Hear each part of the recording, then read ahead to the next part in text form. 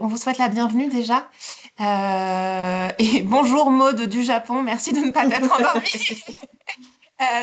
Effectivement, voilà, normalement vous êtes nombreuses et nombreux à la fois potentiellement avec des envies d'écriture ou d'illustration, professionnels de la petite enfance et ou du monde de l'édition, ou juste passionnés par la question de l'album jeunesse, peut-être passionnés par le travail de Christine Rousset ou par la librairie des rires et des livres de Marion à Montreuil. Quoi qu'il en soit, à tout le monde, bienvenue. C'est une première pour nous trois, je crois. Mais voilà, on est ravis de partager ce moment avec vous. L'idée, c'est pas un cours magistral, loin de là, parce qu'il y a autant de vérité que de personnes, et voilà, on n'est pas là avec des casquettes institutionnelles. C'est plus vraiment un moment de partage sur la question de l'album jeunesse et sa création. Je me remémorais tout à l'heure un mot de Cécile Alix, qui est une chouette autrice, et qui nous dit, j'ai perdu mes notes, tout va bien se passer, et qui nous dit que pour elle, la littérature de jeunesse, c'est la première fenêtre des enfants sur le monde. Et effectivement, je pense que c'est ça qui nous anime ici. On va pas, voilà, je vais pas parler de crise et de tout ce qui va mal dans ce monde. On n'a pas besoin de ça, mais simplement juste rappeler à quel point pour nous, faire des livres pour les enfants, c'est un métier, mais c'est aussi une vraie passion. Et je pense que d'ailleurs, il n'y a que des passionnés dans ce milieu-là. Parce que effectivement, voilà, faire grandir, faire entrer en littérature, faire entrer en citoyenneté, tout ça, pour nous, ça passe aussi par l'album de jeunesse. Voilà, ça c'est clé. Ça c'est clé et c'est pour ça qu'on est ravis. Je vais vous présenter Christine Rousset. Christine, si tu peux faire coucou. Christine est autrice et illustratrice. Et là, je parle sous ton contrôle, mais je crois que tu as eu un crayon dans la main très très petite et que d'ailleurs tes parents étaient contents de te mettre un crayon dans la main, comme ça tu te tenais tranquille. Et que Ouais. voilà, c'est ça, hein. Que par ailleurs, tu as travaillé sur plusieurs médias en tant qu'illustratrice, mais c'est vraiment le livre et le livre jeunesse qui a ton cœur et qui a aujourd'hui, voilà, c'est ce milieu-là qui bénéficie le plus de ton art. Christine est en Bretagne, s'il y a des Bretons avec nous. Je vous présente maintenant Marion Fouquet, qui est donc avec moi.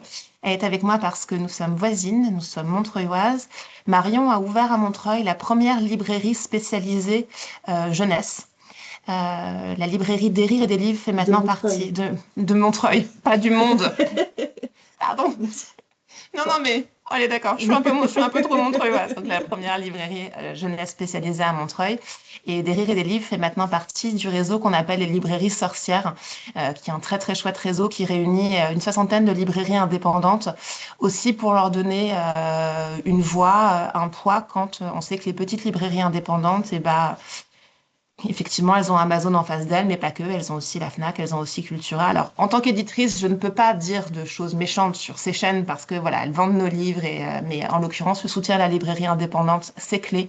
Et c'est clé aussi parce que c'est ça qui nous permettra de conserver une diversité dans nos productions et une belle diversité culturelle. Donc Marion a à la fois mon amitié et mon soutien et je la remercie beaucoup d'être là. Je vous remercie toutes les deux d'être là. Moi, je ne suis pas passionnant, mais donc je m'occupe des maisons jeunesse du groupe Editis. Il y a 4 maisons jeunesse enfin il y a 8 maisons jeunesse et 4 qu'on dit vraiment illustrées. Et sur l'album jeunesse, celle qui porte vraiment ce type d'ouvrage, c'est la maison Grund, qui date de 1890 et qui a eu plusieurs vies avant d'être aujourd'hui vraiment spécialisée en jeunesse et en création française. Alors, je pense que je vais rapidement donner la parole aux filles, mais la première question, c'est un peu un album jeunesse Kezako, juste de quoi on se parle quand on parle d'un album jeunesse. Marion, est-ce que tu veux démarrer? Nous donner une belle définition? Waouh, la pression. Un album jeunesse, bah c'est. J'aimais bien ce que tu disais sur le fait que c'est aussi une ouverture au monde. Moi, je pense que les livres, d'autant plus les livres jeunesse, servent à ça, mais font aussi rêver. Il n'y a pas que un aspect ouverture sur le monde, heureusement. Donc, qu'est-ce que c'est? Bah, c'est une belle histoire, des belles illustrations, une belle fabrication aussi. Ça, c'est, ça en fait partie, on se rend pas forcément compte, mais c'est important. Et Quoi de plus? C'est ça, c'est vraiment la rencontre entre le texte et l'illustration. Christine, est-ce que tu veux nous donner ton approche, ton regard sur cet objet? Alors, c'est assez immense comme question. Et en pensant à cette table ronde, pendant que je travaillais tout à l'heure, je me disais que c'est fou à quel point, tout au long de ma vie d'autrice et d'illustratrice, cette question-là avait évolué en fait. Et donc, je vais vous dire pour aujourd'hui, pour moi, un album jeunesse, en tant qu'autrice et qu'illustratrice, c'est d'abord un espace d'expression et c'est aussi l'occasion de créer un monde, un monde, un monde comment trouver le bon mot? D'habitude, j'ai un peu de temps pour le faire. Un monde, moi, ce que je dis, pour moi, c'est un monde tel que j'aimerais qu'il soit, même s'il est imparfait. Je crois qu'on a cette grande chance-là dans l'espace d'un album, de pouvoir rêver, nous, d'abord en tant que créateurs. Et puis, c'est aussi un merveilleux lieu de rencontre, l'album. Et moi, j'écris et je dessine, mais j'adore aussi aller rencontrer les enfants et faire des ateliers avec les enfants. Et je trouve que c'est un trop beau lieu de rencontre avec eux et aussi dans les familles, un très beau lieu de rencontre entre parents et enfants. Et puis pour l'enfant lui-même, un très beau lieu de rencontre avec lui-même et avec le monde en fait. Et voilà. Je vais digresser beaucoup, donc coupez-moi les filles parce que je suis inarrêtable Non, quand non, je me laisse c'est une surprise sur magnifique, l'idée. c'est une magnifique définition. Je fais un parallèle pour vous qui êtes connectés. Voilà, on avait prévu, enfin, on a prévu à la fin de notre dialogue, qui est plus un dialogue à trois, vraiment un moment de questions-réponses et d'échanges avec vous. Mais si au fil de l'eau vous trouvez qu'on digresse trop ou qu'on n'est pas clair ou que vous avez une intervention, vraiment n'hésitez pas. On a en regard vos remarques. Donc, et puis si à un moment donné on se dit qu'il vaut mieux vous répondre à la fin, on le fera aussi. Mais voilà, n'hésitez pas au fil de l'eau. Je suis complètement voilà, alignée avec vos réponses. Ce qui est clair, c'est que d'un point de vue éditeur, enfin, on a vraiment la question de l'éveil de l'imaginaire de l'enfant, ça c'est sûr. Et à la fois, mais c'est pas, je veux dire, c'est pas l'un ou l'autre, l'éveil du regard citoyen et de l'enfant citoyen. Et les deux choses sont là. Et effectivement, il y a l'aspect médiation dont tu parlais, Christine, est clé parce que on pourra revenir dessus sur vraiment la médiation culturelle, notamment portée par les libraires et parce que Marion, voilà, n'est certainement pas en reste là-dessus. Tu as un club de lecture, tu as des soirées-jeux, tu fais beaucoup de dédicaces, tu fais beaucoup d'interventions, ça c'est clé. Mais le livre, c'est aussi un médiateur entre le parent et l'enfant. Et c'est un médiateur clé en fait qui fait passer plein de messages. Petite digression, tu vois, Christine, tu ne seras pas la seule. Il y a une initiative que je trouve passionnante qui s'appelle Lire à mon bébé en néonate et qui en fait part des enfants prématurés et des enfants qui peuvent avoir une difficulté de développement à la fois affectif, cognitif et de langage et qui montre, c'est une étude qui est en cours, qui montre à quel point le livre est un vecteur clé, à la fois si le parent lit à son enfant, parce que c'est pas toujours évident de créer des liens avec un enfant prématuré, et puis aussi si des professionnels lisent à l'enfant de manière à accompagner son développement neurologique. Voilà, c'est juste ça, c'est une petite donnée scientifique, mais je trouve elle est aussi extrêmement passionnante.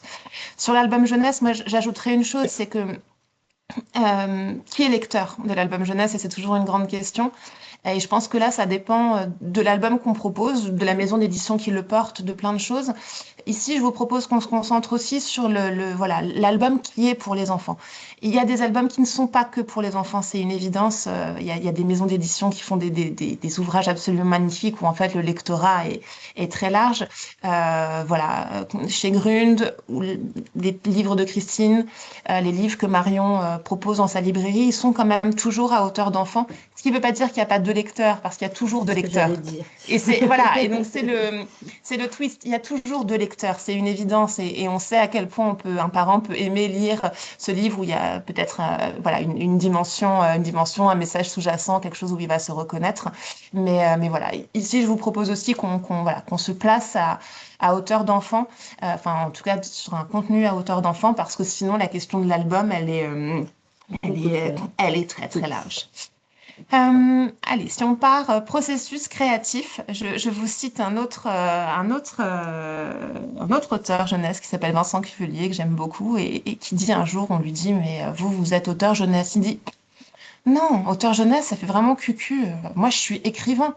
Pourquoi les autres, ils seraient écrivains et pas moi? Auteur jeunesse, ça donne l'idée qu'on ne fait pas des vrais livres pour les enfants, qu'il n'y a pas des vrais textes. Et ça, je trouve que c'est hyper intéressant. Je me demandais, Christine, si tu te reconnaissais dans cette sortie de Vincent, que je trouve Bien très sûr. juste. Ouais, je m'y reconnais. Et puis, c'est une blague entre nous quand on se retrouve en salon entre auteurs jeunesse et qu'on est confronté donc aux auteurs vieillesse qu'on aime appeler. Parce qu'il y a vraiment ce décalage, et même dans les médias aujourd'hui, les émissions littéraires font une place très petite à la littérature jeunesse. Et pourtant, mon Dieu, peut-être aurions-nous éventuellement une place particulière dans le cœur des lecteurs vieillesse. Et ça, c'est une vraie question. Moi, je rejoins complètement Vincent. Je pense que l'acte d'écrire, il est le même, qu'on écrive un roman ou qu'on écrive un texte jeunesse. Il y a le même soin, il y a le même engagement en tant que créateur. Il y a la même émotion. Le processus créatif, il est le même en fait, avec peut-être pour nous, les auteurs jeunesse, un soin vraiment tout particulier à ce que ce qu'on transmet soit compris par des petits yeux et des petites oreilles qui n'ont pas toutes les clés du monde. Et je trouve que c'est à saluer parce que peut-être qu'en plus, c'est toujours la petite battle, peut-être qu'en plus des auteurs vieillesse, nous, on doit se hisser à la hauteur de notre lectorat si précieux, quoi. On doit aussi économiser les mots. On doit vraiment viser juste et viser tendre, même quand on a des choses qui peuvent être pas marrantes à dire.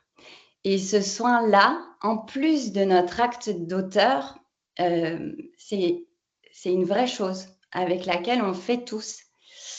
Et je trouve que c'est à saluer. Voilà. Et oui, bien sûr, on est écrivain. Bien sûr, on est écrivain et tant pis pour ceux qui ne le voient pas. Et merci à ceux qui plongent avec nous dans ce qu'on propose, parce que c'est aussi ça le cadeau. C'est que quand nous, on reçoit nos lecteurs, on reçoit un couple parent-enfant. Et parfois, c'est très beau ce qui se passe. C'est que c'est l'enfant qui va guider le parent. Et ça, c'est sublime sur les salons ou dans les rencontres. L'enfant va accrocher un album. On ne sait pas pourquoi. C'est son petit cœur qui s'est mis à palpiter à ce moment-là. Et on sait très bien que c'est le papa ou la maman qui va le lire. Et ça, c'est trop beau aussi. Cette inversion des rôles-là, au moment du choix de l'album, moi, je trouve ça super beau. Et peut-être qu'à ce moment-là, ouais, je sais pas. Moi, il y a quelque chose qui me touche aussi quand je propose des ateliers parents-enfants. Cette inversion-là, ouais, il y a un truc qui m'émeut toujours beaucoup.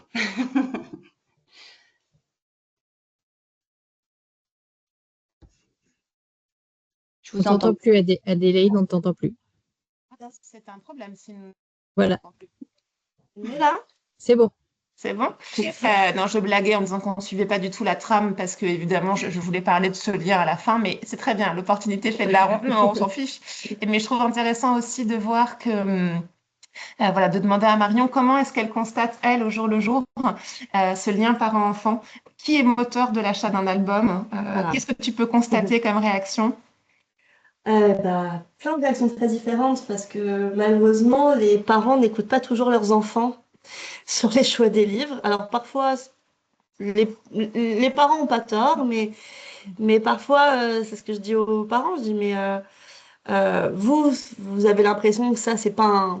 Alors, je n'aime pas dire que ça, mais un bon livre. On met tous les guillemets et tout ce qu'on veut y mettre dedans.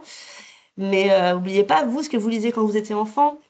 Et il faut pas oublier l'enfant qu'on est en nous. Et je pense que Enfin, moi, j'essaye dans ma librairie que les grands retrouvent le petit qui est en eux. Et moi, c'est vrai que les livres que j'ai sur ma table, c'est comme tu disais, c'est des livres à hauteur d'enfant. Moi, j'ai librairie jeunesse. Donc, et je pense que ça parle, en fait, finalement, à beaucoup de grands enfants aussi.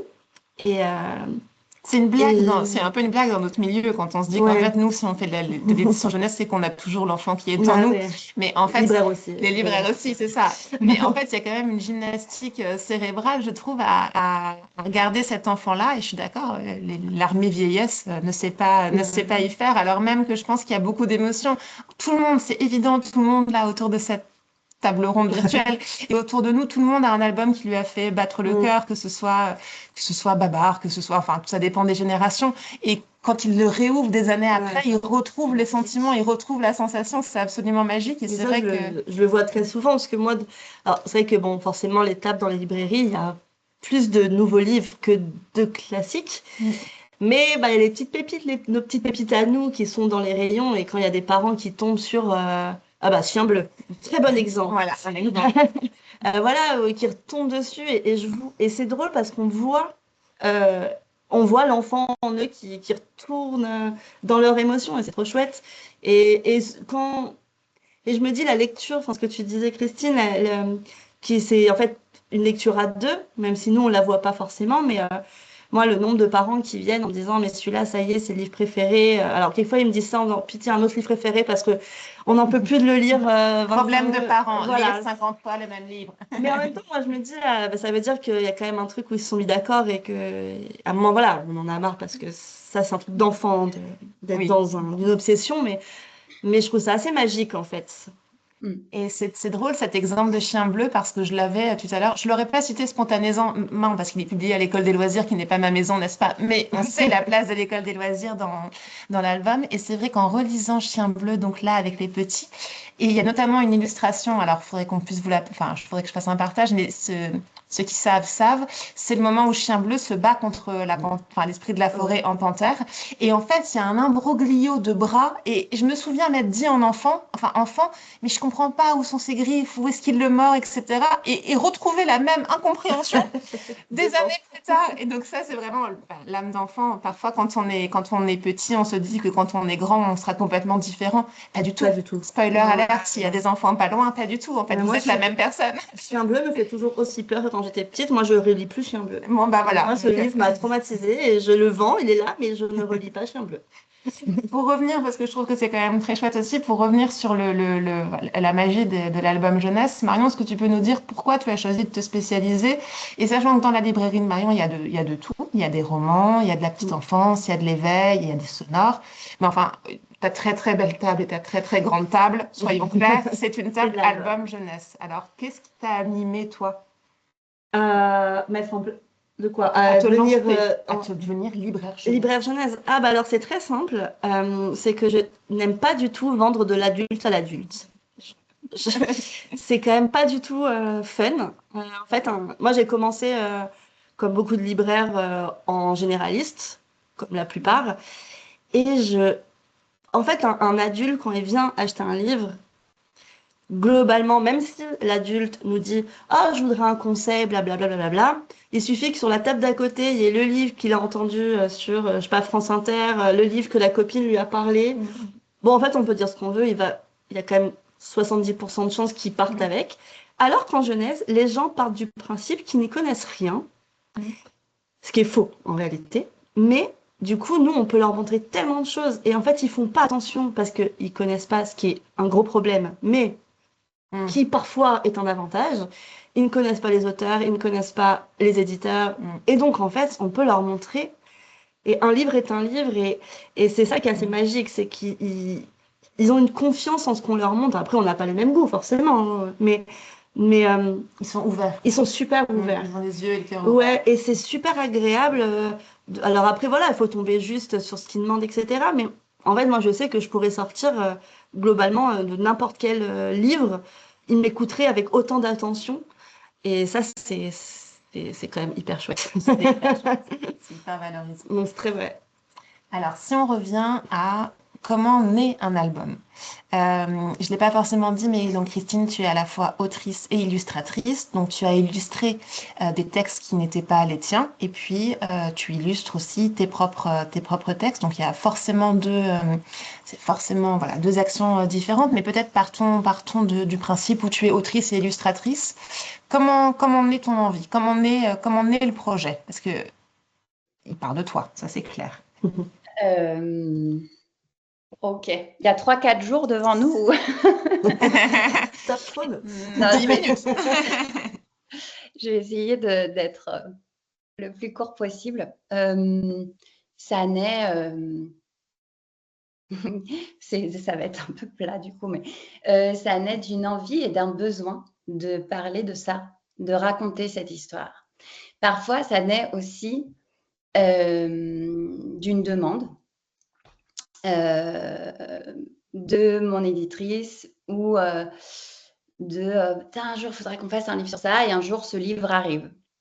Comment ça arrive? Par où ça arrive? J'ai pas la réponse et je crois que c'est très bien comme ça, ce qui fait que là encore, je suis toujours étonnée de ce qui arrive, pourtant que c'est pas le premier, mais je me lasse pas de voir ce qui arrive quand on fait un album. Et donc, ce texte arrive parce qu'on a envie de l'écrire, en fait. C'est assez simple, en fait.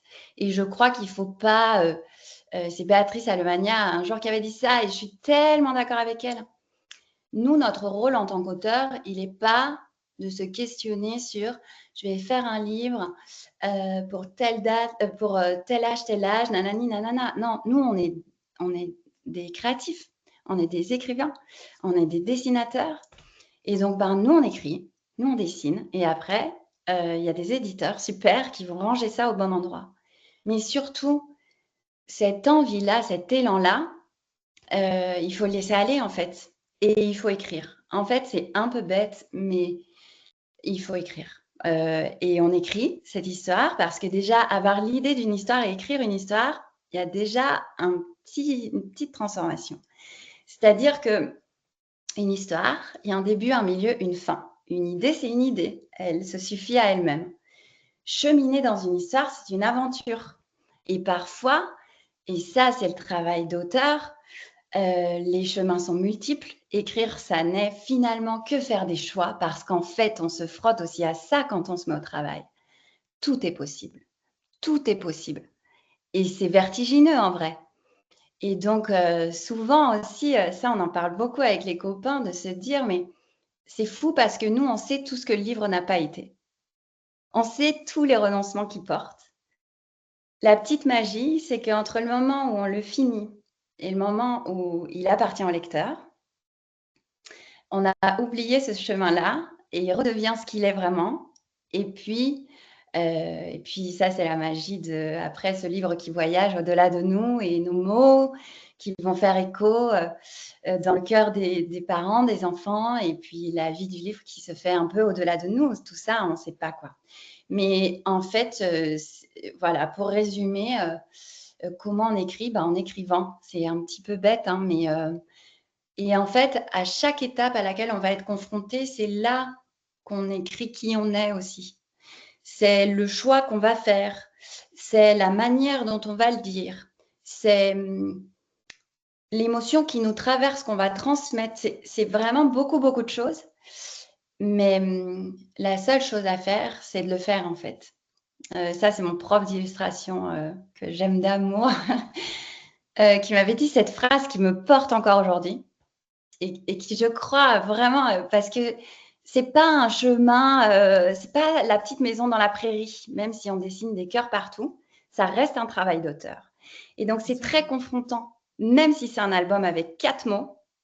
Et j'ai envie de dire encore plus si c'est un album avec 4 mots, c'est intense, quoi. Il va falloir que les mots soient justes et il va falloir qu'ils soient parfaitement alignés avec ce qu'on veut dire et ce qui va être compris. Donc, c'est un vrai travail d'auteur. Donc, c'est un chemin qui fait ça et puis qui retourne, puis qui repart, puis qui redescend. 1000 fois, on a envie d'abandonner, même s'il n'y a pas 650 pages. Ce chemin-là, il est le même, quoi. Et donc, le mieux à faire, c'est de s'y mettre. Et donc, je vous transmets quand même la phrase géniale de mon prof, qui est la différence entre un projet qui existe et un projet qui n'existe pas, c'est qu'il y en a un qui existe. Il y a plein de projets qui sont formidables. Moi, là, je peux en parler de 650 qui n'existent pas.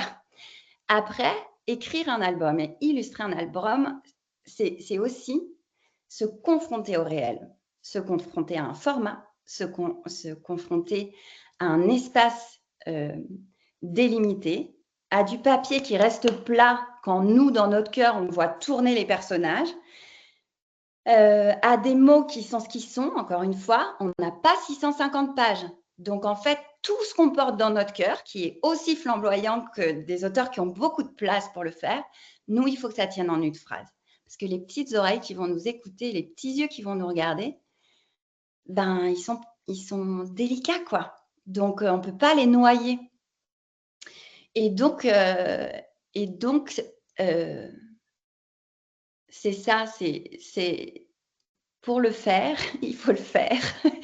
Il faut confronter ses idéaux, ses rêves à une réalité tangible. Soudain, on prend un crayon, on prend une feuille et on écrit. Et puis, on chemine et ça arrive. Et parfois, ça n'arrive pas. Alors, on pleure, on crie, on se fâche. Et puis, on s'en va faire un tour et puis on revient. Et puis, par exemple, mon dernier album, jusqu'à il y a 24 heures, je n'avais pas la fin. Donc, j'étais en train de dessiner la dernière double page. Mais je ne savais toujours pas parce qu'il y avait un truc qui m'embêtait. Et je me suis dit, OK, fais les illus parce qu'on a un délai aussi. Ça, c'est hyper important. Ça, c'est hyper important parce que souvent, c'est la condition sine qua non à la réalisation d'un projet ou pas. Combien d'auteurs ont des projets dans les placards, des auteurs édités ou non, ont des projets dans les placards qui n'avancent pas parce qu'il n'y a pas eu une date. Ce que je veux dire, c'est qu'on peut vraiment se mettre à écrire un jour et ne pas avoir fini ce projet à la veille de notre mort, tellement en vrai, s'il n'y avait pas de deadline, s'il n'y avait pas « ok, maintenant c'est fini parce que c'est l'heure », on peut tout refaire tout le temps. En fait, ça ne sera jamais idéal, tout simplement parce que c'est réel et que la réalité n'est pas idéale. Nos rêves, notre cœur, tout ça, oui, c'est immense. Attends, on est sur un 21-29-7, on a 12 pages et 12 images. Donc, il faut que ça rentre là-dedans, quoi. Donc, mais c'est un chemin magnifique, c'est un chemin éprouvant, c'est un chemin qui peut être sublime, qui est sublime. Voilà, il faut le faire. Je me suis perdue. Non, c'est bon. Vous avez compris ce que j'ai dit. Okay. Je t'entends pas, Adélie. C'est bon. Si, c'est bon. Tu rappelles aussi, c'est bon? Oui, c'est bon. Tu rappelles que c'est un travail, et ça, je trouve que c'est quand même extrêmement clé. Voilà, on parle de travaux d'illustrateur, on parle de travaux d'auteur. Tu rappelles un truc assez intéressant, et je reviendrai, c'est la question du format, parce que je pense que le regard de Marion est intéressant, mais il y a aussi quelque chose que je trouve clé, c'est que jamais le texte n'est le parent pauvre dans un album. C'est-à-dire que, évidemment, l'identité visuelle et peut-être que ce qui va capter le regard, c'est l'illustration, mais l'illustration naît toujours d'une interaction avec le texte. On a parfois un truc assez magique. J'aime bien s'il y a des illustrateurs qui nous écoutent ou des illustratrices, j'aime bien l'idée des héros en quête d'auteur, du personnage en quête d'auteur, parce que parfois il y a ça. L'illustrateur a son personnage, mais il faut qu'il y ait l'auteur qui soit derrière. Et là, je citerai Emmanuelle Boll, qui est une éditrice chez Sarbacane, qui a toujours dit à quel point le texte ne pouvait pas être le parent pauvre et à quel point sa musicalité, son rythme était tellement clé. Et en tant qu'éditrice aujourd'hui, jamais, je pense au grand jamais, je ne lis un manuscrit d'album dans ma tête. Systématiquement, je le lis à voix haute. Je le lis à voix haute pour moi et parce que tout de suite, il va y avoir quelque chose que je ne vais pas ressentir à l'écrit ou justement, je ne vais rien ressortir à l'oral et ça va aussi dire quelque chose. Et ça, je trouve que c'est vraiment hyper intéressant. Évidemment, l'album, c'est les deux. On est bien d'accord. Mais voilà, à aucun moment, il faut que le texte soit délaissé. Et Christine, enfin voilà, la question, c'est pas le nombre de signes. C'est tellement essentiel. Et on peut passer autant de temps à écrire 4 mots qu'à écrire 600 pages. Parfois, en fait, ça arrive. C'est pas écrire 4 mots. Ce qui dit aussi quelque chose de la valorisation du travail des auteurs. Mais bon, on va pas me prendre une casquette politique immédiatement. Mais on a tout un travail. Voilà. Il y a un travail table ronde. Oui, une table ronde politique à charge. Mais là, c'est pas l'idée. Ce que je trouve aussi intéressant, effectivement, c'est la multiplicité des formats. Alors, il y a quelque chose d'assez classique pour un album. On va dire, bah, c'est quand même, on va faire ce geste, on va dire, ah, bah, c'est assez grand, mais il n'y a pas beaucoup de pages et c'est cartonné. Aujourd'hui, et je pense que Marion, tu le vois sur tes tables, il y a autant de formats que d'albums. Pour notre plus grand bonheur et malheur. Parce que tu sais pas comment les ranger. Parce qu'on joue au Tetris tous les 2 jours. Mais en même temps, je trouve que ce que je disais au début, je trouve que l'objet en lui-même aussi est... Enfin, l'objet, c'est-à-dire le format, mais aussi le bon papier, mais aussi la bonne typo aussi. Les typos dans les albums. Donc les typos, c'est vrai. Voilà, comment le texte est écrit. Alors, j'ai pas d'exemple en tête, mais il y a et de toute façon, je pense que je les donnerai pas. mais il y a des albums où les illustrations sont sublimes et en fait, la typo, elle va pas du tout et en fait, ça plombe. Et c'est un peu ce que tu disais aussi sur le texte. En fait, on oublie. Enfin, je pense qu'il y a des éditeurs qui oublient un peu aussi la typo. Et moi, j'adore quand les illustrateuristes font leur propre typo. En fait, moi, je trouve que finalement, c'est les plus beaux parce que on a l'impression d'avoir le vrai, enfin pas le vrai, mais Oui. les originaux, quoi. Oui, c'est assez c'est magique. Mais oui, les formats. Après, il y a le format va avec le livre. Enfin, il y a des livres qui ont besoin d'être petits, il y a des livres qui ont besoin d'être à l'italienne, il y a des livres qui ont besoin d'être très grands. Il y a des livres parfois où moi je me dis, là, le format il pourrait être plus petit. Il y a certains éditeurs qui, certaines collections les remettent en. Alors, je parle pas en poche, en souche, hein. Mais quelquefois ils changent un petit peu parce que, par exemple, des illustrations avec énormément de vide dans un très grand format, il y a des fois où c'est un peu dommage, où on a envie que ce soit plus petit. Donc, certains éditeurs, voilà. Mais ouais, les formats, c'est. Ça, c'est vraiment intéressant pour nous, côté édition aussi, de se dire qu'on s'amuse et on s'amuse avec les créateurs sur l'objet final de manière à ce que lui-même, bah, après la problématique, ça reste toujours la même pour nous, c'est comment est-ce qu'on va faire battre le petit cœur du lecteur quand il va débouler en librairie. Mais voilà, c'est pas forcément en faisant la même chose. Et c'est hyper intéressant ce que tu dis parce qu'il y a tout le travail donc, de ce qu'on appelle le travail de maquette intérieure. Et en fait, parfois, on lit des albums et le texte gêne. C'est-à-dire qu'en fait, il vient en superposition d'illustrations et du coup, il n'est pas forcément dans une couleur très claire, mais de fait, on peut avoir du mal à le déchiffrer en tant que lecteur. Le texte ne doit jamais gêner. Et ça, c'est vraiment le jeu de la mise en page et de la maquette intérieure. C'est vraiment un défi, je trouve, côté graphiste et côté éditeur. Et c'est vraiment quelque chose. C'est vraiment quelque chose d'intéressant. Alors parfois, on se dit, on a souvent des albums avec d'illustrations pleine page et une bande blanche en bas. Alors, est-ce que c'est bien, est-ce que c'est pas bien? Ça, c'est vraiment des choses que je trouve pertinentes. Et une autre parenthèse sur la maquette intérieure, parce que c'est vraiment une problématique du moment. Comment est-ce que l'enfant sait si l'illustration n'est pas sur ce qu'on appelle une double page, donc n'est pas partout? Comment est-ce que l'enfant sait où est-ce que le parent est en train de lire? Et ça, je sais que c'est une problématique aussi beaucoup pour les maîtresses d'école, pour tous ces moments où les albums vont être lus en communauté, et de ne pas forcément dire, alors là, je suis là, parce qu'en fait, ça casse aussi le rythme. Et ça, c'est vraiment une responsabilité aussi. Faire une double page, c'est une possibilité, mais c'est pas la seule possibilité parce que parfois on a une illustration qui doit être en pleine page parce qu'il y a un décor ou parce qu'il y a un graou ou parce que peu importe. Mais parfois on a aussi envie de plusieurs scénettes, on a aussi envie de plusieurs moments. Et comment est-ce que le regard de l'enfant va circuler et comment est-ce que le texte va permettre la circulation sans qu'on dise j'en suis là, j'en suis là. Et ça, je trouve que c'est vraiment quelque chose de très très excitant.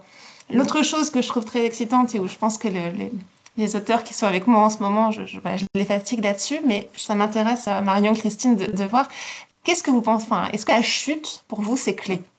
Tu disais, Christine, que tu te battais avec ta faim. Ouais. Enfin, Moi, non, je je me suis battais pas, juste privilégiée de chute. Ouais. j'attendais qu'elle arrive quand même. Ok. C'est un peu l'heure là quand même. Alors, je refais juste une aparté sur l'oralité parce que c'est vraiment hyper important pour moi. Faut que mon texte chante, quoi. Et plusieurs fois, j'étais contente des maîtresses ou des parents qui me disent non, mais c'est trop marrant quand on lit ton livre, on sent presque que ça chante. Et là, j'étais super contente que cette intention-là soit passée. En tout cas, qu'elle soit reçue, quoi. Et que ça les a fait, et que ça les ait fait marrer aussi. La question de la chute, eh ben, en fait, en vrai, c'est une vraie question. Moi, je pense que ça dépend complètement des albums. Ça dépend complètement de l'histoire que tu racontes. En fait, c'est un tout, quoi, tu vois. Ça, c'est la question de la fin. Mais on pourrait poser aussi de comment on commence, tu vois.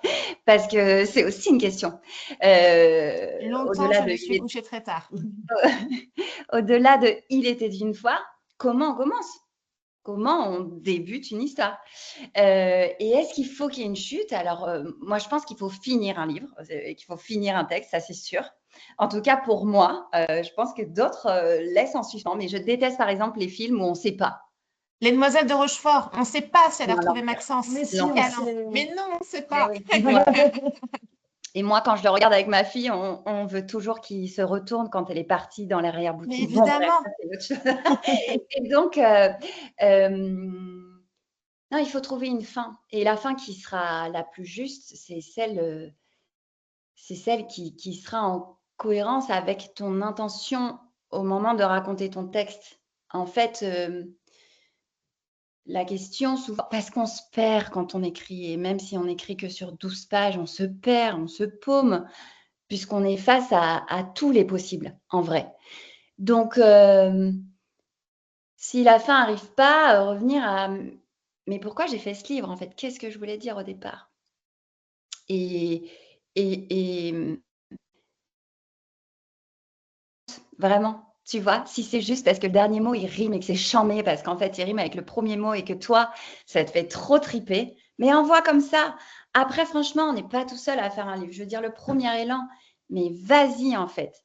Après, tu vas croiser des éditeurs qui vont dire la fin, par contre, elle est bien pourrie. On va pas aller là-dessus, ma biche. On va refaire le truc. Hein. Et là, tu vas dire OK. Mais je crois vraiment, et plus le temps passe, plus je crois que vraiment, finalement, nous, ces questions-là, faut pas qu'on se les pose. Nous, faut qu'on fasse. Et il faut qu'on fasse du plus profond de notre cœur. Nous, notre rôle d'auteur, c'est ça. C'est de... Et après, bien sûr, une fois cette émotion traversée, la version du texte qui nous plaît, ou en tout cas qui nous convient en tant que tel, on l'envoie. Et après, on n'est pas tout seul. C'est un dialogue, c'est une composition avec l'éditeur, avec c'est vraiment un travail à deux, quoi. Hein, avec, bah, moi, je suis pas d'accord avec ça, vois ce que tu en penses, et dire, se laisser chambouler, parce que c'est chamboulant. Toi, tu as fait un truc, tu es trop content, et on te dit, ce moment-là, il n'est pas ouf, et tu es là, oh, putain, ça fait chier. Donc, tu digères un peu, et puis accepter d'entendre ces voix-là, qui sont parce qu'à un moment, c'est notre élan premier, mais ensuite, ensuite, ça se transforme en projet. C'est-à-dire qu'il y a quand même une chose qui serait terrible, c'est qu'on ne soit pas compris. Et la personne avec qui on travaille, elle a ce même élan que nous, c'est de faire un album qui soit compris et qui touche les gens. Donc, parler, discuter, dire attends, ce moment-là, vraiment pour moi, il est fort, mais je comprends ce que tu veux me dire, donc peut-être on peut négocier plus à cet endroit-là du texte, et du coup, voilà, après, c'est vraiment une danse à deux, quoi.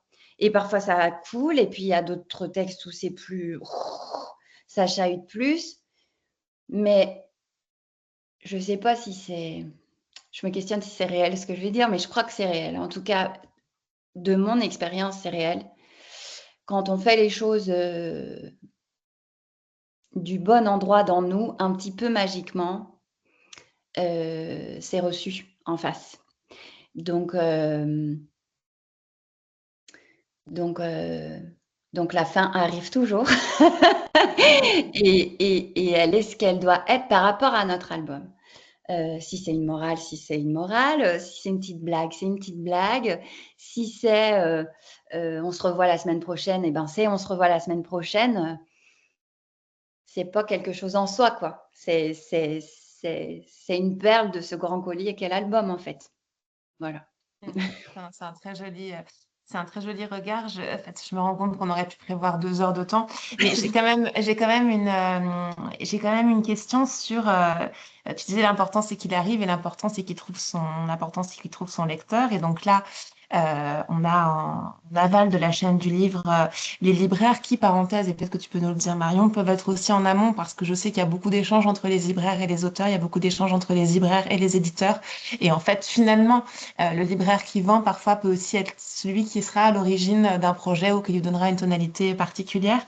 Mais Marion, quel livre tu mets sur table? Et pourquoi tu mets tel ou tel Oh livre là sur là. table? Au-delà de mettre ceux de tes copines éditrices et autrices. Non, je fais pas ça en plus. Euh, Bah, c'est dur comme question parce qu'il y a plein de réponses. Et donc, pareil, on n'a pas 2 heures, donc je vais essayer de faire. Alors, déjà, bêtement, il y a des choses qu'on est obligé de mettre sur table. Les livres qui sont attendus par les lecteurs, alors c'est-à-dire par nos lecteurs. C'est-à-dire que moi, dans ma librairie, il y a des titres qui vont être attendus, dans une autre librairie, peut-être moins. Donc, déjà, ceux-là, j'ai pas trop le choix. Limite, il y en a que je mets, que je suis pas hyper fan, je j'ai pas le choix. Après, bah, il y a nos petits coups de cœur personnels. Alors, soit un coup de cœur parce qu'on aime tel ou tel illustrateur, illustratrice, soit parce que on aime le travail de cet éditeur. Enfin, voilà. Et puis après, il y a ceux, on ne sait pas, on a un espèce d'appel du cœur. On se dit, ah, celui-là, il a l'air cool. Parfois, on est déçu. Enfin, on peut être déçu d'ailleurs par quelqu'un qu'on adore et qui nous fait un truc, enfin, qui fait un truc, on dit, oh, bah, moins. Et on peut être hyper étonné par un bouquin qu'on a mis comme ça et qu'on ne s'attendait pas. Donc en fait, c'est je sais pas sûre si c'est pas une réponse très claire parce qu'en fait, il n'y a pas de réponse claire. Je pense que chaque libraire, en plus, en fait, moi je dis, il y a autant de libraires qu'il y a de façons d'être libraire. C'est ce qui est génial dans notre métier, c'est que si vous êtes dans n'importe quelle librairie, ce sera jamais les mêmes livres sur table. Enfin, s'il y a le Goncourt, le machin, le truc, il y a je sais pas moi, le dernier Simon en ce moment, il sera partout. Mais en réalité, tout le reste, ce sera jamais pareil. Uniforme. Et c'est ça qui est assez magique dans notre métier. Et donc, moi, je sais que souvent, quand je travaille mes nouveautés avec mes représentants, donc ceux qui me vendent les livres, qui travaillent pour les éditeurs, on va faire très simple. Il y a souvent les choses qui me disent non mais celui-là il va marcher, je dis ah non moi j'y crois pas, j'en prends deux, ils me disent bon ok, et d'autres trucs où je suis à fond, ils me disent mais celui-là personne ne le prend, bah ouais mais il a l'air trop bien, et souvent je vends celui parce que je le trouve trop bien, et il y a certains titres où j'ai fait des ventes énormes alors que des grosses librairies en vendent 3 et j'en ai vendu 30, et c'est ça qui est assez magique, et c'est pour ça qu'il n'y a pas en fait, je pense que chaque livre a son lectorat et a son, alors pas son libraire, hein, pas un libraire, mais son genre de libraire. Son prescripteur, Ouais. son relais. Ouais. Et c'est vrai que moi, quand je joue avec mes copines libraires, pourtant on s'entend bien, en fait, on n'est pas forcément d'accord. On a des bouquins qu'on trouve hyper beaux. Tu dis, ah bon, tu trouves ça beau? Moi, pas du tout. Et je trouve Et que heureusement. c'est très vrai dans les albums, en fait. Autant j'ai l'impression que c'est les ventes d'albums et c'est ce qu'on appelle la longue traîne, c'est-à-dire le fait que finalement, il y a pas, enfin, il y a quelques albums qui se vendent extrêmement bien, mais c'est beaucoup plus vrai pour les romans, que ce soit les romans vieillesse ou même les romans pour les enfants à partir de 8 ans, où là, il y a plus de ventes qui se retrouvent. Sur les albums jeunesse, il y a plein d'albums qui se vendent entre 1000 et 3000 exemplaires, et c'est ça qui fait la beauté aussi c'est ça qui fait aussi la beauté de ce travail-là, de ce travail, de ce format, de ce travail hyper précis, voilà, plus précisément. Il est 45, donc c'est le moment où on est sur de la question-réponse. Après, donc Moi, il y avait je peux me déjà... permettre un truc parce qu'il y a un truc que je voulais dire, mais il y a une question dessus. Donc, du coup, comme ça, je réponds à une question en disant ce que je voulais dire. Tu es parfaite. J'essaye. Je crois que c'est Maud qui disait, est-ce que la chute doit être la fin? Et en fait, quand vous en parliez, je me disais, mais en fait, la chute ne doit pas forcément être la fin. En fait, la chute, elle peut arriver une page avant la fin du livre. Oui. La Ok. chute, finalement, la bonne fin du livre, pour moi, c'est quand tu termines et que tu n'es pas en train de dire, ah bah non, bah, et le reste. Moi, en fait, il y a la plupart des livres que j'aime, c'est que justement quand il y a une chute et que tu as envie qu'il y ait un petit peu après, quoi. Oui, forcément. Et je trouve que, pour moi, je sais pas si... Je trouve que quelquefois, faire une chute à la fin, c'est un peu facile. Genre, on s'attend à ce qu'il y ait une chute à la fin, donc on fait la chute, et comme ça, on finit l'album. Oui. Alors que, finalement, concevoir une fin à partir de la chute, vraiment, est plus intéressant, je pense. Je vois ce que tu veux dire. Et je voulais pas forcément dire qu'il fallait un twist. Les fins, elles n'ont pas besoin d'être twistées, Non, elles n'ont non, pas bien besoin sûr. d'être surprenantes, elles n'ont pas besoin de... Mais il faut qu'elles soient soignées. Mais Christine a raison, le début et le milieu aussi. Donc tout ça est un peu Mais oui, bancal. mais c'est vrai qu'il Mais n'y à un a, y a moment pas cette donné, attente forcément d'un truc waouh à la non. fin, quoi. Mais et en fait, ce que je trouve génial sur l'album jeunesse, c'est que tu peux avoir une fin et en fait, tu vas tourner la page et il va y avoir une dernière illustration qui va juste te Mm. montrer quelque chose. Les gardes, ce qu'on appelle les gardes, c'est-à-dire que donc au niveau des Mais oui. couvertures, les choses sont imprimées et où là, tu peux retrouver un petit... L'enfant, c'est pas, il manipule un objet. Enfin, je veux dire, il manipule un format et il va être intéressé par plein de choses. Et il va voir le détail que le parent n'a pas vu. Donc, faut mettre des petits machins qui personne ne verra à part l'enfant de Il 2 ans va qui avoir, va c'est ça. En fait, être l'illustrateur focalisé va dessus. avoir glissé un personnage qui évolue de page en Mm. page ou qu'on retrouve. Alors parfois, l'éditeur peut dire, bah, cherche-le parce que c'est hyper sympa, mais parfois, c'est pas forcément nécessaire de le faire parce qu'en fait, le fait qu'il soit là, ça va Mm. participer à la magie générale. Alors, hop, on remonte un petit peu. Est-ce qu'on choisit l'illustrateur après avoir sélectionné le texte ou est-ce qu'on reçoit des projets et des illustrations texte associés? Les deux, mon capitaine. C'est-à-dire qu'on peut recevoir des projets, on peut recevoir un projet d'album ou de livre-objet ou de voilà d'un auteur. On peut avoir même une envie de concept. Ça peut se faire sur des livres avec plein de flaps, notamment d'un illustrateur. Et on peut avoir, là, j'ai reçu effectivement, on peut avoir un auteur qui nous dit je veux travailler avec tel illustrateur et nous se dire euh, euh, On va essayer. et en fait, et là, ça, après, c'est une discussion parce que l'illustrateur peut complètement te dire, ou l'illustratrice peut complètement te dire, mais parce que vous m'imaginez que là-dedans, mais en fait, je sais faire autre chose, laissez-moi vous montrer. Et là, on peut avoir des super belles surprises.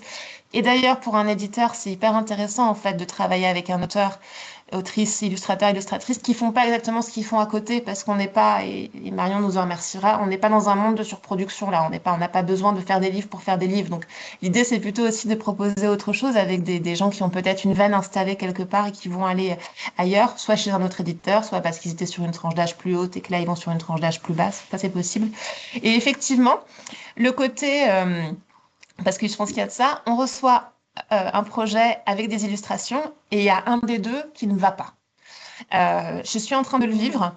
Je suis en train de le vivre, c'est-à-dire qu'il y a voilà, j'ai un projet d'une jeune autrice, première autrice, qui s'est dit que c'était important de donner vie à son personnage et donc il a demandé à un camarade, par ailleurs talentueux, c'est pas le sujet, et en fait l'adéquation n'est pas là. Et donc là, il y a une discussion qui se dit, bah, est-ce que toi, pour toi, ce projet, c'est votre projet à tous les deux?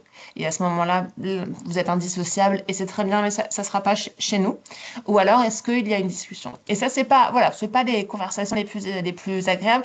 Mais en fait, à un moment donné, on dit parfois, parfois il faut parler. Il y a des sujets qui fâchent. Je veux dire, c'est un travail. Donc parfois, on parle argent avec nos auteurs et nos illustrateurs. On dit, bah là, tout à l'heure, Christine disait, bah non, ça, c'est complètement, là, t'es parti, c'est complètement, voilà. C'est un travail qu'on fait et je pense que c'est toujours pareil. C'est comment est-ce qu'on communique les uns avec les autres. Mais si les choses sont bien dites, ça ira. Et de toute façon, il faut qu'elle soit dite. Et ça, c'est hyper important aussi dans le travail. Donc ça, c'était une question. Je ne sais pas si, Christine, tu as pu avoir aussi on a pu te proposer d'illustrer des textes qui ne te parlaient absolument pas. C'est Oui, probablement des choses que tu as vécues. Ouais. oui, oui, oui, ça arrive et du coup, ben, on décline l'invitation. Et voilà. Et voilà, et effectivement, il n'y a pas de règle. Parfois, on se connaît, parfois on est, entre guillemets, «mariés» par, l'éditeur, parfois, ouais, il y a vraiment aucune règle, en fait. La seule règle, c'est qu'il y en a pas. Ça, c'est vraiment, hem au tout début, où je commençais à travailler, je sais pas si on est regardé, écouté par des gens qui ont ces aspirations-là, mais en fait, vraiment, faites, faites pas comme on vous dit qu'il faut faire. Parce que ça, c'est la peau de banane, en fait, je crois. Faites comme vous avez envie de le faire. Et quand un éditeur dit non à un projet, ça ne veut pas dire que le projet est nul, ça veut dire qu'il ne correspond pas à cet éditeur. Ça, c'est hyper important parce que je sais ce que c'est d'envoyer un projet à un éditeur, je sais ce que c'est la blessure au cœur de recevoir un non ou de ne pas avoir de réponse quand les comités de lecture sont longs. Ça fait hyper mal, on est hyper triste, mais ça ne veut pas dire que ce qu'on a fait, c'est nul. Surtout pas. Ça veut juste dire que cette maison d'édition met du temps à lire les projets. Ce projet ne correspond pas à cette maison d'édition, mais en fait, le monde est vaste et il y a de la place pour tout le monde. Donc surtout, ne vous découragez pas si vous vous lancez sur ce chemin. Rappelez-vous que c'est votre chemin et qu'il est légitime en fait. Voilà. Et après, trouver la bonne personne, c'est juste ça. Un projet, un éditeur, c'est tout. Voilà, j'ai pas du tout répondu à la question là. Attends, je t'entends pas. C'est tout à fait rageant. C'est bon? C'est bon. Effectivement, et je pense qu'il y a une responsabilité de l'éditeur dans le mariage.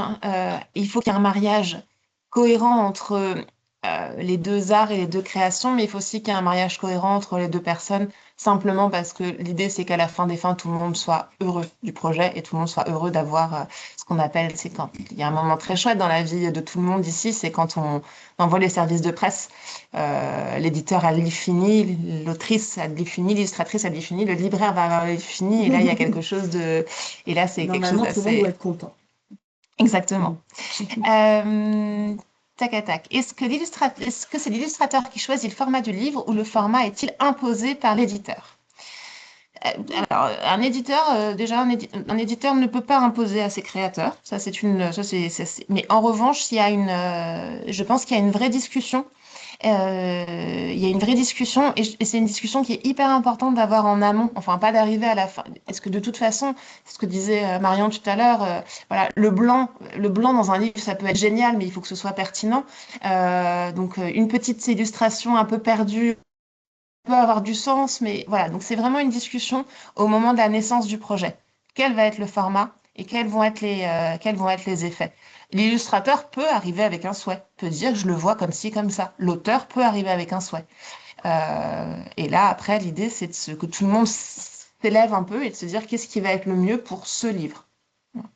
J'espère que ça vous répond et que vous êtes d'accord. Ça me paraît pas mal.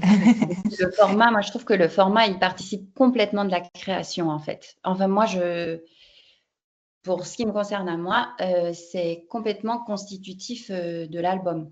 C'est vraiment hyper important. Hyper C'est important. un objet. Ouais. Voilà, encore une fois, là, on est dans le réel, quoi. Donc, c'est super de faire un grand livre. Mais moi, j'adore me poser cette question. On sait qu'on va être lu par des parents à un enfant ou par des enfants qui ont des petites mains, par exemple. Donc, c'est magnifique, les super grands livres. Mais à lire le soir dans un petit lit d'enfant où toi, tu es déjà comme ça en tant que parent, c'est pas ouf. Voilà. Enfin, et moi, j'aime bien confronter ça, mes aspirations un peu, waouh, allez, c'est bon, nos limites, à la réalité et à la réalité de la vie. Qui est un enfant et de quoi il a besoin. Ouais, complètement. Complètement. Combien de temps approximativement l'éditeur laisse-t-il à l'illustrateur pour illustrer le livre? Jamais assez. Voilà, j'ai la réponse.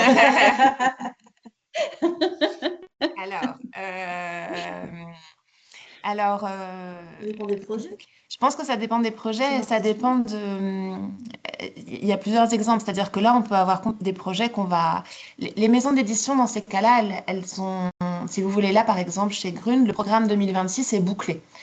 si on a un projet et que pour X raisons, il faut l'ajouter, je dis pas qu'il n'y a pas de plasticité, mais on est en train de travailler sur 2027. Donc il y a vraiment quelque chose de l'ordre de on a besoin qu'il sorte à tel moment, l'auteur veut qu'il sorte à tel moment, voilà, vous voulez qu'il sorte à tel moment, et donc là on essaye de mettre tout le monde d'accord, les imprimeurs aussi, accessoirement. On essaie de vérifier que, bah, en librairie, ils n'ont pas déjà 500 références qui vont arriver sur le même sujet, ou on se dit, bah non, là, Marion sort d'Halloween, donc on n'allait pas, voilà, ça servait à rien de lui faire un livre sur le printemps. Ouais, bon, il y a tout ça, donc, évidemment. Mais je pense que ça, c'est pareil. C'est de combien de temps avez-vous besoin? Et vous avez forcément, l'illustrateur a un planning. Je veux dire, il y a un planning, c'est-à-dire qu'il y a plusieurs projets, c'est rare. Peut-être que c'est vrai en bande dessinée, en roman graphique, mais enfin souvent quand même en album, il peut y avoir plusieurs projets qui s'intercalent, donc après s'il faut donner une fourchette, je pense que moins de 6 mois ça ne marche pas. Voilà, si je suis très claire. Mais ça peut être après plus longtemps. Et j'ai blagué en disant jamais assez de temps parce que c'est toujours cette question quand quand on se met au travail, on n'a jamais assez de temps. On n'a jamais assez de temps parce que en illustration comme dans l'écriture, ça peut toujours être mieux. Sauf que ben, c'est super d'avoir une deadline en fait. Parce qu'en fait, à un moment, il faut choisir. Et la deadline, la contrainte, elle est source de création. En tout cas, elle est source de... C'est bon, on choisit. Voilà. Parce qu'en fait, en vrai, c'est comme pour l'écriture, on peut commencer à illustrer un livre aujourd'hui et la veille de notre mort, remanier et remanier et remanier et remanier parce que c'est une question de choix, quoi. Donc, c'était pour ça ma petite blague, jamais assez de temps. C'était très clair. Et c'est ça. Et après, pardon pour l'aphorisme foireux, mais parfois le mieux est l'ennemi du bien aussi, quoi. Au bout Bien d'un moment, sûr, faut y tellement. aller. Enfin, juste, il Ouais, faut y aller, en fait. tellement. Tellement. Est-ce qu'en tant qu'auteur, on peut choisir un illustrateur ou c'est l'éditeur qui le fait? Pareil, collégial. Un auteur peut avoir un souhait, et si l'illustrateur embarque et si l'éditeur embarque, c'est parfait. Un auteur peut ne pas avoir de souhait, mais enfin, jamais au grand jamais, on ira dire à l'auteur, ce sera lui. C'est pas comme ça que ça marche. On fait des propositions, heureusement. Mm. Ça me Là, là, fait... là. Vas-y, dis-nous. Non, il y a quelqu'un qui a marqué que son fils lui demande de lire les informations pratiques d'impression.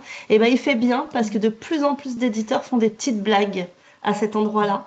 Et depuis, moi, je les lis aussi.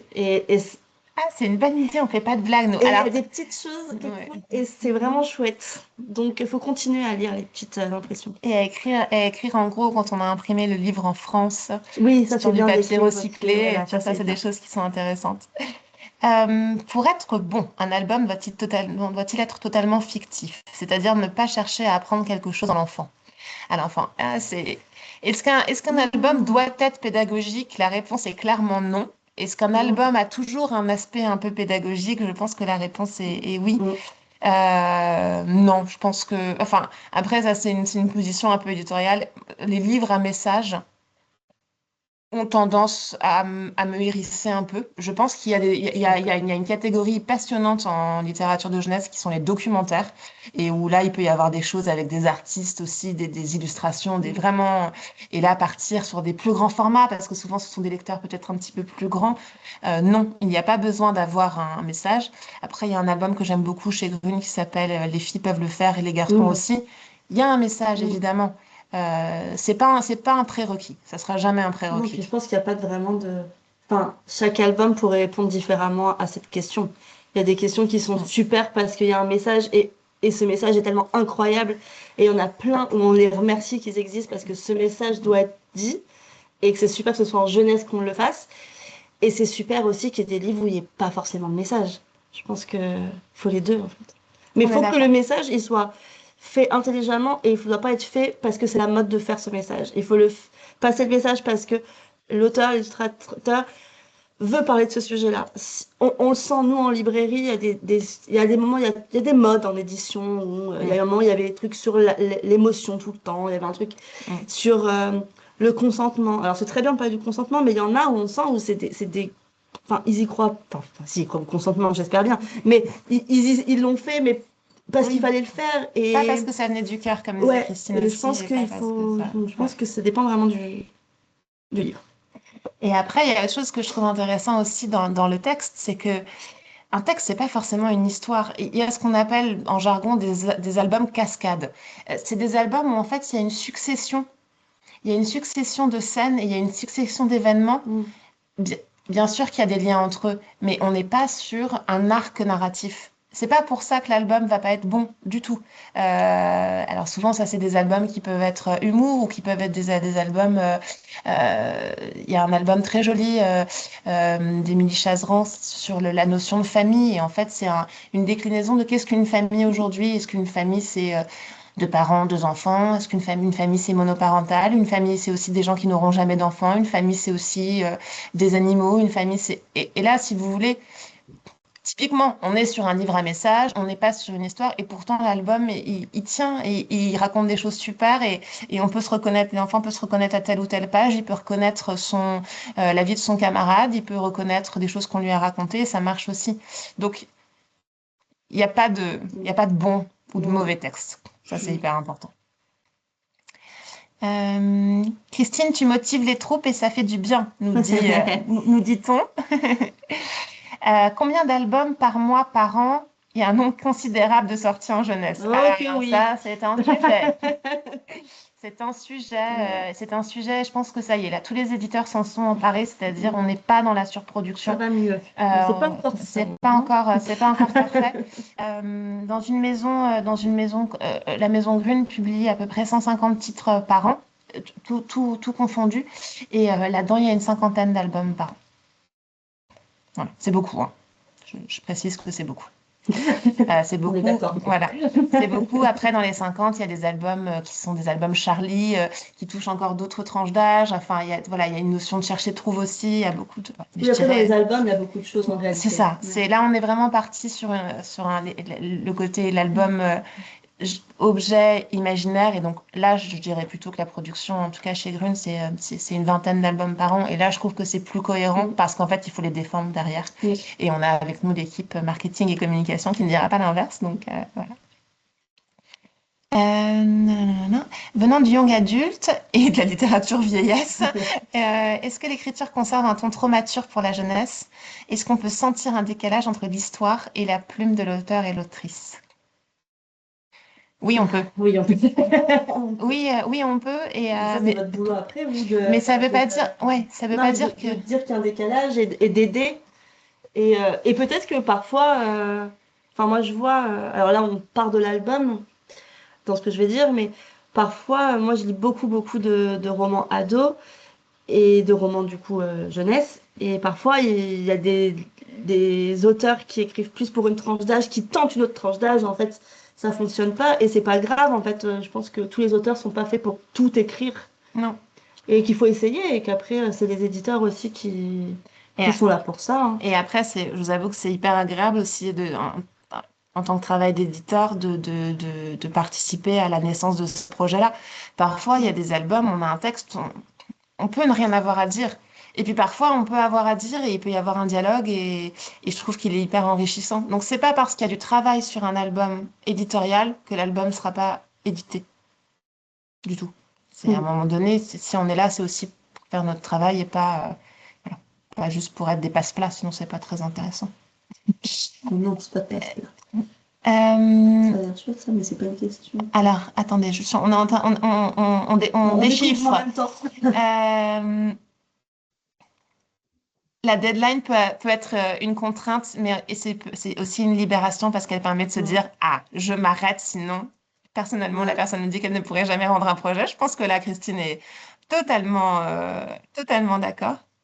Il y a dans tous les cas, il y a un message dans un album, ça je pense que c'est une certitude aussi. Et les messages, ça peut être juste, ouvre-toi à l'imagination enfin voilà, il n'y a pas forcément un message citoyen en fait. Il y a parfois juste un message de bonheur ou de sourire ou de. Oui, tout à fait. Est-ce qu'on recherche des alternants pour cette année ou l'année prochaine? C'est toujours intéressant pour nous d'avoir des candidats alternants, donc oui, il ne faut pas hésiter. Je vais partager sur le chat une adresse contact. Combien de temps a-t-on pour écrire notre histoire? Parce que c'est compliqué d'écrire sous la pression. De quel délai est-ce qu'on dispose?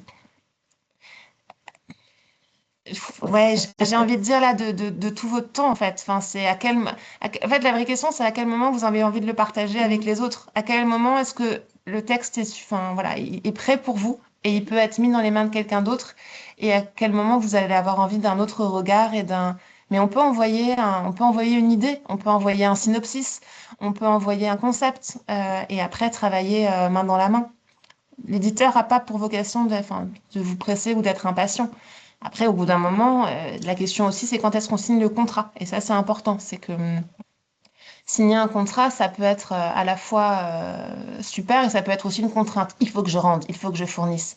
Donc, dans ces cas-là, je pense il y a un échange. Et puis, au bout d'un moment, quand tout le monde sent que le projet peut aboutir, il y a un contrat. Et là, le contrat donne aussi un cadre de délai.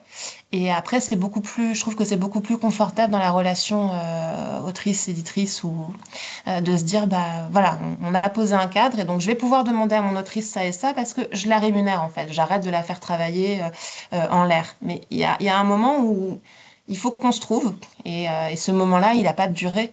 Euh, Christophe Maury, il a envoyé son premier manuscrit à Gallimard Jeunesse, il avait 13 ans et il a été publié à 20 ans. Et pendant 7 ans, il a été en lien avec l'éditeur, en l'occurrence l'éditrice, il a envoyé plusieurs versions. Voilà. Je pense qu'on répond systématiquement, il n'y a pas de règle. Ouais, je crois que c'est ça. Vous devez être épuisé de nous-mêmes. Si je peux me Est-ce qu'on permettre demande à des... un petit tips par rapport à ça. Je ne sais pas précisément dans quel contexte la question se pose là pour la personne qui la pose, mais si c'est à partir du moment où tu as signé le contrat avec l'éditeur, combien de temps il te laisse? Et en tout cas, pour ceux qui nous écoutent et que je ne vois pas, c'est un peu étrange, pour vous-même, posez-vous une date. Genre, j'ai cette idée qui me trotte dans la tête depuis longtemps. Le 29 février 2026, je l'envoie. Parce que sinon, les choses, elles ne se font pas. Mettez-vous une date à vous-même, en fait. C'est hyper important pour que les choses arrivent. Et oui, ce sera imparfait. Oui, il y aura toujours moyen. Oui, quand vous allez envoyer, vous allez trouver que c'est la chose la plus horrible que vous ayez jamais fait de votre vie. Mais en fait, ça, c'est le plus petit pas possible qu'il faut faire, en fait, pour que la chose se mette en place. Là, je parle vraiment dans votre petite marmite d'auteur, quoi. Posez-vous une date et tenez-vous à la date. Avec vous-même, c'est un engagement que vous prenez avec vous-même. Écrire, c'est un engagement qu'on prend avec soi-même, quoi. Et donc, du coup, posez une date. Oui, ce sera imparfait. Oui, ce sera pas du tout ce que vous vouliez faire finalement parce qu'en fait, tu as eu une idée mieux le matin dans la douche. C'est pas grave. Je garde en mémoire, j'étais encore étudiante et je m'étais dit, putain. Alors, ça n'a rien à voir un peu comme exemple, mais Moby, le chanteur là, Moby, bon, qui était très en vogue dans les années 2000, hello le dinosaure. Anyway, au moment où il remet la maquette à la boîte aux lettres à l'époque, il se dit ah putain c'est tellement de la merde. Qu'est-ce que il raconte qu'il met sa maquette dans la boîte aux lettres et que sur le chemin du retour il est tellement dep en se disant bon vas-y c'est de la merde et tout qu'il pense déjà à ce qu'il va faire après. En l'occurrence il se disait tiens bon bah je vais faire Archie quoi. Et en fait l'album c'est un carton mondial, l'album de fou de Moby quoi. On ne sait pas, on est les pires juges pour juger de notre travail. Vraiment, on est les pires juges. C'est pour ça qu'à un moment, nous, l'engagement qu'on a, c'est de faire ce qu'on a à faire, ce qu'on a envie de faire, de se donner une date et d'envoyer le projet.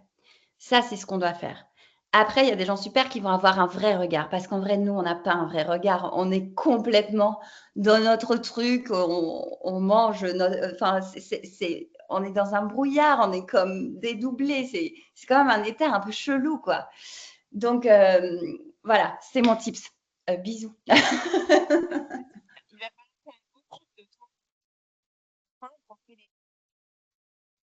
On t'entend, il n'y a plus de son. Il y a deux choses en fait. J'aurais dû préciser dès le début. Cette table ronde. On entend très mal Adélaïde, on n'entend plus. Vraiment, l'informatique n'est pas C'est avec bon, nous. c'est bon. Ok. Donc, je disais que cette table ronde, elle s'inscrit dans le cadre d'un concours d'écriture qui s'appelle Écris-moi une histoire. Même si vous avez déjà publié ailleurs, vous pouvez envoyer votre texte. Je vois un truc alors là, qu'il faut que si on n'est pas un auteur vivant en France, on ne peut pas candidater au concours. Donc là, je suis pas d'accord avec ça. Il y a peut-être un truc, il y a peut-être voilà, un lien sur le. Enfin voilà, je pense qu'il faut l'envoyer quand même. Et puis si ça ne marche pas sur le lien, je vais glisser ici une autre adresse contact sur lequel vous pouvez le faire. On publie des auteurs qui viennent de partout, c'est pas un sujet. Et il y avait une autre question qui pour moi est liée, qui est celle de la promotion. C'est-à-dire, est-ce qu'un auteur doit faire la promotion de son livre? Petite histoire qui m'a beaucoup choquée, je vais en Angleterre, je rencontre un éditeur anglais que je ne nommerai pas et l'éditrice en chef dit qu'elle, aujourd'hui, elle signe plus quelqu'un si elle n'est pas en mesure de le faire monter sur les réseaux sociaux et de le faire buzzer. Heureusement que non.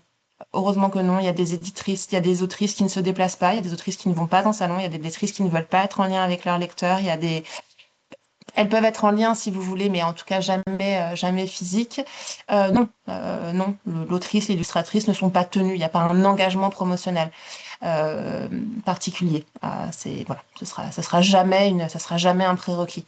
Après, évidemment, si on a quelqu'un qui a pignon sur rue, un super Instagram, et que la personne ne parle jamais de son livre, je pense que l'éditeur va aussi se poser des questions. Mais là, c'est plutôt un lien, un lien global. Mais non, c'est pas un prérequis absolu, c'est pas quelque chose qui est dans le contrat.